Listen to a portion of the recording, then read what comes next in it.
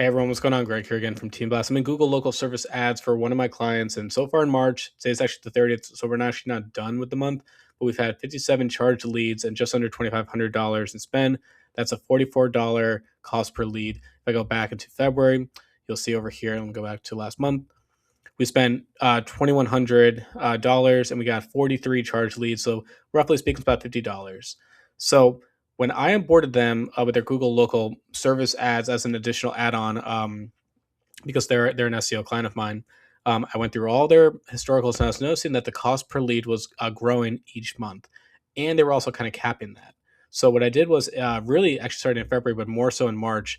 I made several changes to their account. So I added some really high performing jobs that they potentially can do. I reviewed their service listing areas. I actually excluded one that was actually way too far.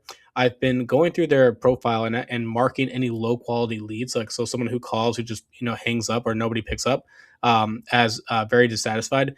Even though that might not give like a credit back, I'm trying to train the system of Google to say, okay, I'm not satisfied with this lead. Whereas, and if we get some really good leads, I'm actually going through and saying, yes, like I want more of these type of leads. So I'm trying to feed that into Google's system. I added some more photos into their profile, which I think is an engagement. And then they get reviews too. So, the SEO strategy that we're using does tie back into Google local service ads. But when I manage multiple areas for my clients, so local SEO, I do that. But when I add on Google local services ads, this becomes really powerful because I can see the first party data of who's booking, what type of service, the cost per lead, and even type of like the message that that they leave, whether it's like a message or even like a phone call. It's actually really powerful to then bake that into the SEO strategy. But what I did for them was a step further. I actually then took over their Google Ads account, and I noticed that their cost per lead was about $65 to $70 per phone call that they were getting. Compared that to Google Local Services Ads, which was kind of creeping more towards the $55 mark historically.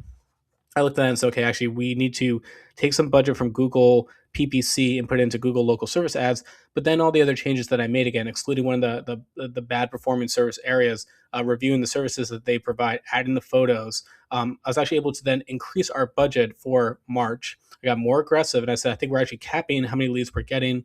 Turns out that we were. So even though we're spending a little bit more, the cost per lead, again, is that $44 mark compared to $50 we had last month. But historically, they're always running like the 55. So again, when I took over, their cost per lead was very high. I went and made several changes. Now their cost per lead is the $44 mark. I expect actually to be even a little bit cheaper once this month is finished.